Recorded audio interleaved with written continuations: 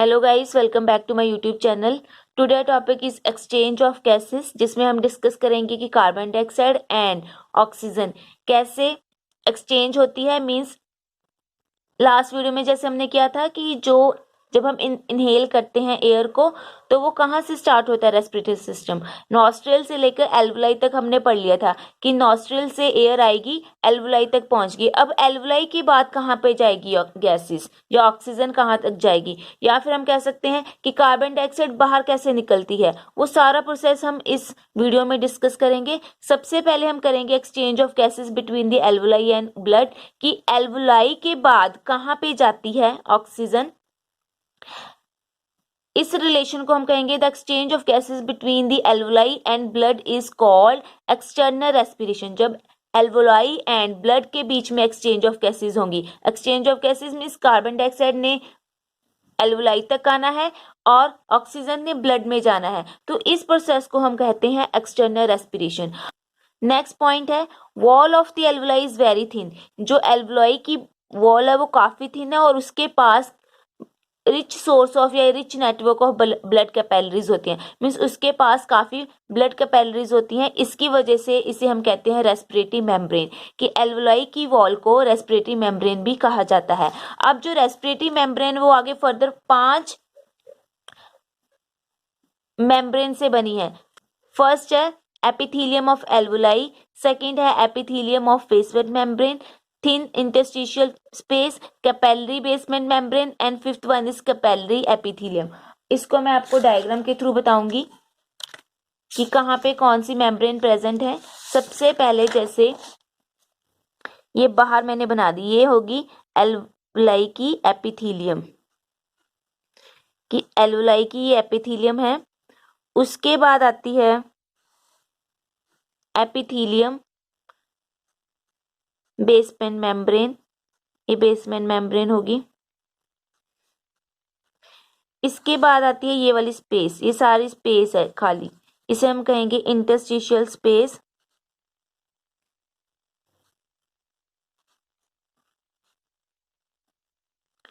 इसके बाद आती है ये वाली कैपिलरी बेसमेंट मेम्ब्रेन।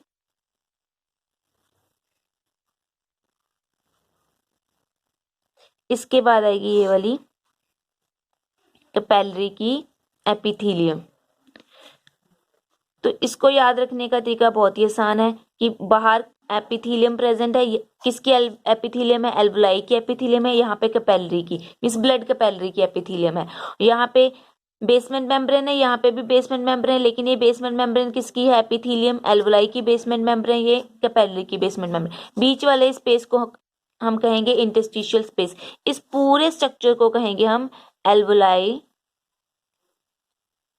मेम्ब्रेन या रेस्पिरेटरी मेम्ब्रेन। तो ये पूरा स्ट्रक्चर है। इसके बाद याद रखने वाली चीज है डिफ्यूजिंग कैपेसिटी। डिफ्यूजिंग कैपेसिटी क्या होती है, volume of a gas diffuse through the membrane per minute, कि 1 मिनट में कितनी वॉल्यूम ऑफ गैसेस डिफ्यूज हो रही है, कि 1 मिनट में कितनी गैसेस, कि कार्बन डाइऑक्साइड कितनी बाहर निकल रही है, ऑक्सीजन कितनी अंदर जा रही है, कितना इसका वॉल्यूम जा रहा है अंदर और बाहर। इस कैपेसिटी को हम कहते हैं डिफ्यूजिंग कैपेसिटी। नेक्स्ट है diffusion of the carbon dioxide is 20 time faster than the oxygen, कि 20 टाइम फास्टर प्रोसेस होती है कार्बन डाइऑक्साइड की डिफ्यूजन करने की as compare to oxygen. Oxygen is 2 time faster than the nitrogen, ये आपने याद रखना है। इसके बाद याद रखने वाली मेन इंपॉर्टेंट चीज है, जो मेन टॉपिक यहाँ से स्टार्ट होता है, कि partial pressure of oxygen in alveoli, कि एल्वुलाई में पार्शियल प्रेशर ऑक्सीजन का कितना होता है 104, and deoxygenated blood means blood में कितना होता है 95 mg। और आपको डिफ्यूजन की प्रोसेस की डेफिनेशन भी पता होगी कि exchange of gases from the higher concentration to the lower concentration, कि एक्सचेंज या मूवमेंट ऑफ गैसेस की कहाँ से होनी है, movement from higher concentration to the lower concentration. अब यहाँ पे हायर कंसंट्रेशन कितनी है 104, यहाँ पे 95 है, तो कहाँ से मूव करेगी, मीन्स ऑक्सीजन ने कहाँ पे मूव करना है, फ्रॉम एल्वुलाई टू ब्लड, कि एल्वुलाई से कहाँ तक जाना है, इसने ब्लड में जाना है। यहाँ पे ऑक्सीजनेटेड ब्लड आना था, तो यहाँ पे क्या होगा diffusion from the alveoli to blood, कि ऑक्सीजन एल्वलाई से ब्लड तक आ गया। तो आप इस डायग्राम में भी जैसे देख सकते हो, ये एल्वलाई है, नीचे ये सारी ब्लड की कैपिलरीज है। यहाँ पे ऑक्सीजन की कितनी कंसंट्रेशन है 104 और यहाँ पे ब्लड में कितनी है 95। तो ब्लड ऑक्सीजन ने फ्रॉम एल्वलाई टू कैपिलरी तक आ गया, मीन्स ब्लड तक आ गया। तो यहाँ तक ये है। नेक्स्ट है कार्बन डाइऑक्साइड की बात करेंगे। Carbon dioxide in the deoxygenated blood. Carbon dioxide हमेशा कहाँ पे प्रेजेंट होता है, डीऑक्सीजनेटेड ब्लड में, और ऑक्सीजन ऑक्सीजनेटेड ब्लड में।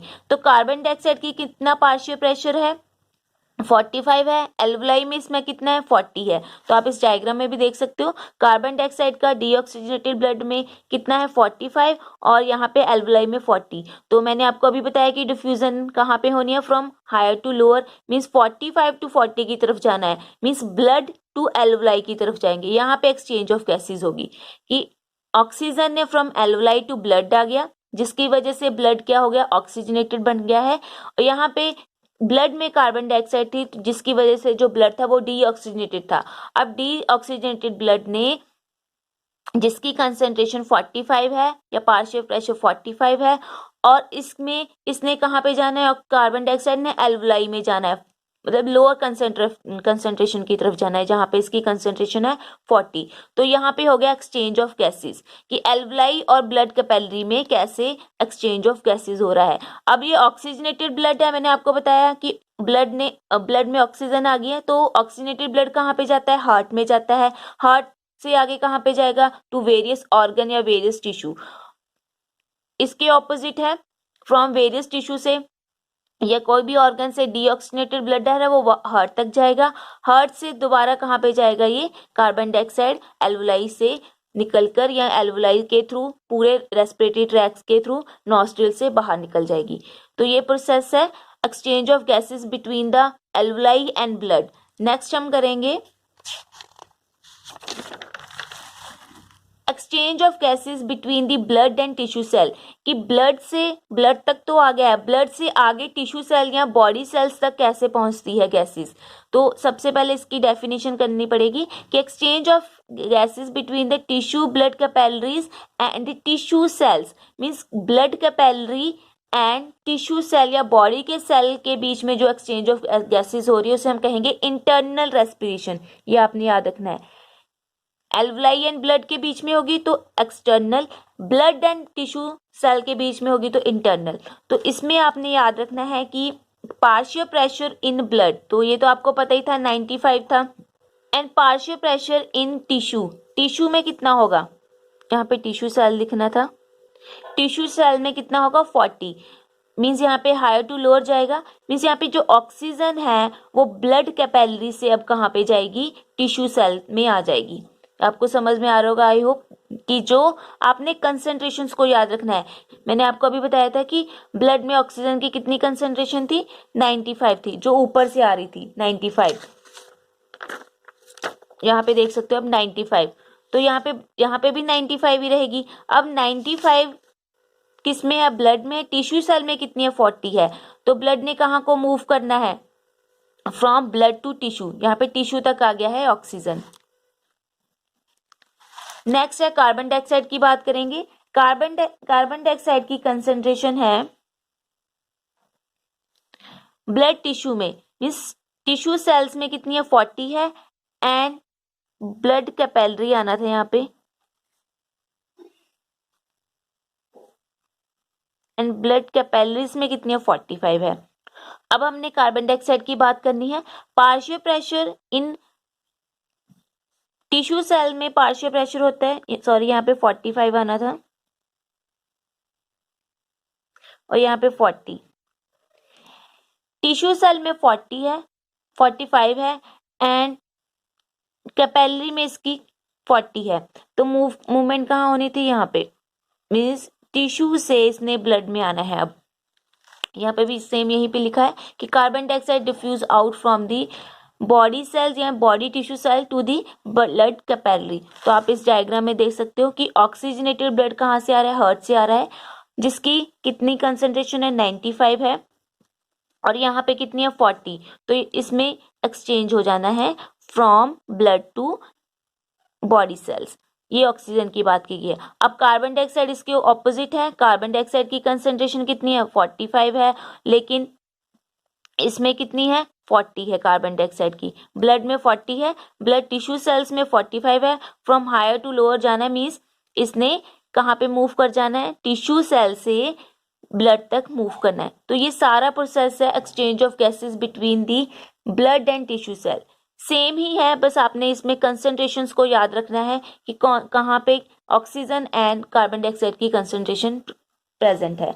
तो आप इस डायग्राम में अब पूरा देख सकते हो। अब मैं आपको शुरू से बताऊंगी। जैसे ही हमने एयर को इनहेल किया, उस टाइम ऑक्सीजन की पहले बात करते हैं हम। उस टाइम ऑक्सीजन की कितनी कंसंट्रेशन थी? 104 थी। और यहाँ पे ब्लड में कितनी थी? 95।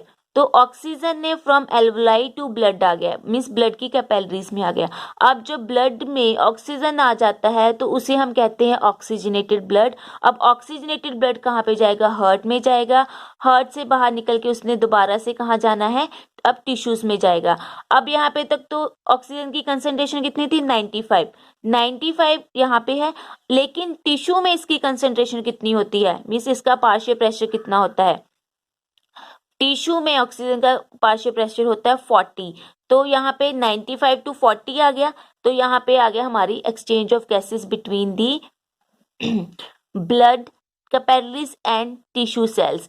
मीन्स अब ऑक्सीजन ने कहाँ मूव कर लिया? टिश्यू सेल तक पहुंच गया है ऑक्सीजन। अब हम कार्बन डाइऑक्साइड की बात करेंगे। कार्बन डाइऑक्साइड यहाँ पे, अब इसमें क्या होगा? एक्सचेंज ऑफ गैसेस हो गया। टिश्यू सेल में कार्बन डाइऑक्साइड का पार्शियल प्रेशर होता है 45। कितना होता है? 45। और ब्लड में कितना होता है? ब्लड कैपिलरी में कितना होता है? 40। यहाँ पे 45 है, यहाँ पे 40। तो कहाँ पे एक्सचेंज होना इसने? From 45 to 40। ये मैं कार्बन डाइऑक्साइड की बात कर रही हूँ। ऑक्सीजन क्या हो गया है? Exchange of gases. तो कार्बन डाइऑक्साइड ने कहाँ मूव करना है? From tissue cells to the blood capillary. अब ब्लड कैपिलरी में कार्बन डाइऑक्साइड है, तो ये क्या, कौन सा ब्लड हो गया? Deoxygenated blood. डीऑक्सीजनेटेड ब्लड ने भी हार्ट के इस वाले पार्ट में आना है, मीन्स लेफ्ट राइट पार्ट में आना है, राइट एट्रियम में आना है। तो ये वाला हो गया डीऑक्सीजनेटेड ब्लड। डीऑक्सीजनेटेड ब्लड ने ऊपर तक आना है, अब लंग्स में आना है। लंग्स में पार्शियल प्रेशर कितना था? 45 ही था ना। यहाँ पे इसका पार्शियल प्रेशर है 45। एल्वुलाई में इसका पार्शियल प्रेशर है 40। तो इसने कहाँ पे मूव करना है? From higher to lower, means from blood capillary to the alveolus. तो ये पूरा एक्सचेंज ऑफ गैसेस हो गया है। मेनली आपने इसमें पूरी कंसंट्रेशन को याद रखना है, पार्शियल प्रेशर को याद रखना है। ये अक्सर एग्जाम में आए हुए क्वेश्चन है कि partial pressure of oxygen in lungs या एल्वुलस में कितना होता है, ब्लड कैपिलरी में कितना होता है, ब्लड टिश्यू सिस्टम में कितना होता है, ब्लड टिश्यू सेल में कितना होता है। ऐसे ही सेम कार्बन डाइऑक्साइड की बात की गई है। आई होप आपको ये टॉपिक क्लियर हो गया होगा। अगर कोई डाउट रह गया तो कमेंट बॉक्स में जरूर पूछ सकते हो, और मेरी वीडियो को लाइक शेयर कमेंट करना मत भूलना। Thank you so much.